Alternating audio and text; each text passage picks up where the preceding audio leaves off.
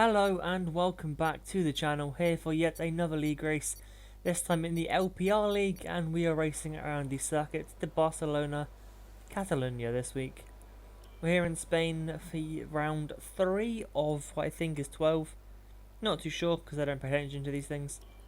Once again, lucky enough to get a dry race here around a track that I honestly love driving around. My setup here for some reason just works, something that I don't normally expect. We're jumping on to the end of my first flying lap and around the final corner up to the line, and there's enough of provisional pole. It's going to be a 1:15.9 the end of that lap, which I think is still first, no, not quite, down to third at the moment, but we're not beaten by a medium runner, which is important. Very important to not be beaten by a medium runner, because that basically means I don't stand a chance at any sort of a decent result. You can see we drop down to 5th now as we get ready to go out for our second run. Another quick check, couple drivers still without a lap time. I think that's 4 drivers there. Only 16 drivers with a lap. But we're going to head out into the circuit now for our second and final run. And of course, as always, absolutely send it. Not quite risk crashing as we were prepared to at Monaco and DGL. Whenever I uploaded that. But with this lap, I'm going to tell you this now, so maybe a slight spoiler. I have watched this lap back so many times already. So this race happened, what, 2 weeks ago, I think? A week ago, a week and a half. So I've had this ready for a while, just haven't got around to recording it, or recording the voiceover. But I have showed this lap to someone else to help them out for a race here. I have also watched it back myself so many times because of how good it felt. You can see we're a 10th up at the moment. We are purple, sector 1. We head up towards turn 5 now. We're going to brake, slight lock up on the inside left, but we just got to get away with it. Short shifting as well to get a decent exit, heading down the straight. As you can see, X Games goes provisional pole right now. You can see Funky Fox P5, Lando, my teammate, P4. As we are very nearly flat through turn 9, using the curve on the exit as well, heading all the way down towards the hairpin at turn 10. 3 temps up now, purple as well through the middle sector. A little bit of oversteer on the exit of the hairpin, we just got to get away with it as we just mount the curve through turn 10. A little bit of a snap with the car, using all the track as well on the exit of 12. As we chuck the car down now through this final chicane. It's horrible, but we get the line right. Kissing both the sister curves on the inside, we exit the final corner. DRS open up to the line. And it's a 1:15.0. We are on provisional pole here for the Spanish Grand Prix, which converts to pole position. Our first pole in this racing community, the DGL LPR community area. It's our first pole position. Honestly, felt so good to finally show these guys I had some sort of qualifying pace.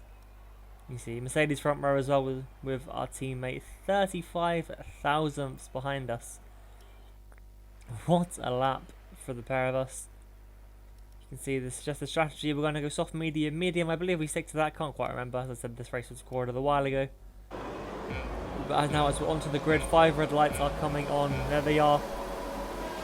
And we are away for the Spanish Grand Prix here in LPR. Get a slightly bad start. You know, we've had better. We've had a lot worse. We're going to run side by side of our teammate down into turn 1. Just block covers us off here. So a little dive from the McLaren. Defending off a little bit. You might notice we're in P4 right now. That is because Alpha and Brandon both lagged out possession, so the AIs both jumped the start. Apart from that, lost 1 position. That's not too bad considering our starts. We have Chris and Fox right behind us, of course, ready to capitalise on any mistakes. As does I with Lando. Just trying to stay with him the best we can. I know he's quicker than me. I don't even deny it. Obviously, he beat me to the title in season 2. If you want to go watch the finale of that Brazil race, I believe it's still somewhere there, just look for it. But yeah, so I know it's quicker than me. We can put his teammates as well for season 3. This is the replay of the start. You can see it wasn't a bad start from us. As usual, we get a better reaction. You can see the McLaren absolutely flying up, pushes the Racing Point out of the way. But yeah, so decent start. Only lost 1 position, so, and considering it's Spain as well, it's a very long run down to turn 1. And as we head forwards onto the end of lap 3, DRS is enabled now for when we go onto the pit straights. And we make a very crucial mistake there at turn 14-15 area, which puts just Chris F1 right onto the back of our car. We're going to go to the inside a little bit, try and defend this place, but to be honest, we know there's not much point. Duck straight back into the slipstream. So that's now P3, and this is P5, but we are in third now, of course, with two cars that lagged out ahead of us still. We jump forwards now a little bit later onto that lap as we head up the hill. We get our first track limit warning there at turn 8. Of course, a very tricky corner. If you race there, you know. One lap later, then we're right up behind Alpha coming up through turn 9. You can see once again his lag is absolutely atrocious. We're coming down into turn 10. We're going to brake a lot later than him, dive right up the inside. And that's back into P3 now, so now we're actually where we're supposed to be. As we get pretty much lose the car on the curb on the inside. Jumping yet another lap forwards now onto lap 6, coming through the final chicane. See my teammate pitted, really annoying. Fox pits as well.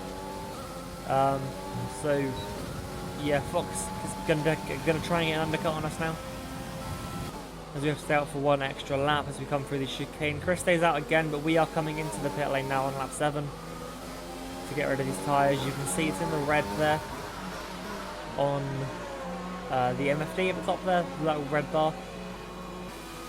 But we are into the pit lane. It's going to be medium tyres going onto our car. Anyone else pitting? Yes, X Games and Aqua's going to stay out. I think they're on mediums anyway. And we're going to drop down. How far are we going to go? You look at the map, you can see my teammate there, you can see the McLaren, the Funky Fox as well.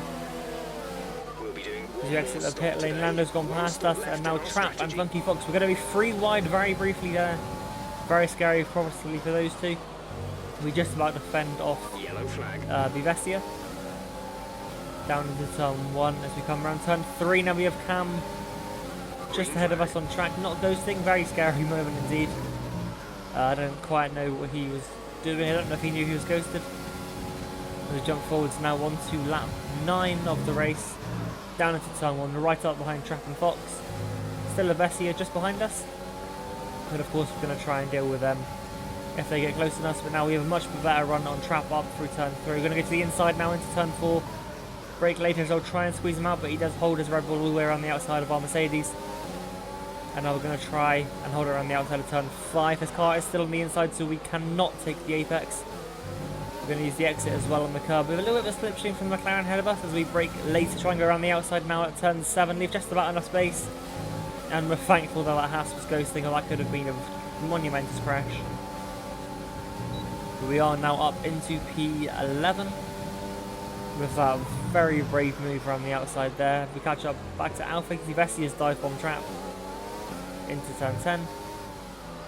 We now have this Renault to negotiate. Luckily they are ghosting, so it's not going to affect us whatsoever. Caution, caution. And then as we head into turn 13, we have a virtual safety car to deal with. Bear in mind, this was recorded the same night as the Monaco DGL race.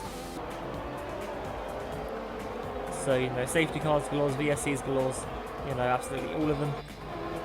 You're going to see a replay of that move now on Trap. You see we brake later around the outside. We do leave plenty of space for him. And I think he may have just had to back out due to the yellow flags. He couldn't overtake me, obviously, as you're not allowed. But we are going to get ready to go racing once again now as we head down to turn 5. Of course, we have caught up to Aqua, who started the race on hard tyres, I believe. No, but that's a lie. They pitted under this VSC. There we go, that is right. So they got a free pit stop, they jumped us. Really annoying stuff, but of course, you know, what can you do?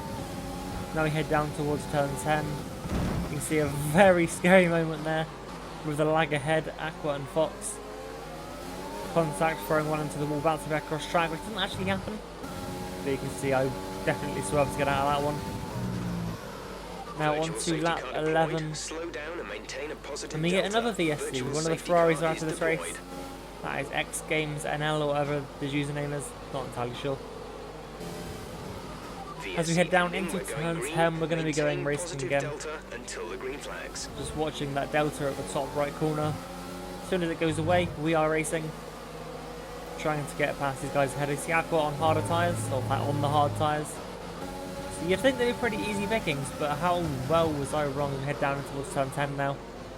You can see we've got Luke just ahead of us. Of course, not pitted yet as we head up now through turn 12. I do believe Luke has just brake checked Funky Fox, now damaged for that McLaren. We're going to try and dive at the inside into turn 3, not quite enough space. Now Vessi is going to switch back. Let's go around the outside at 14. Nothing I could do there as a little bit of contact. Fox into the pit lane, so we're going to gain a place anyway.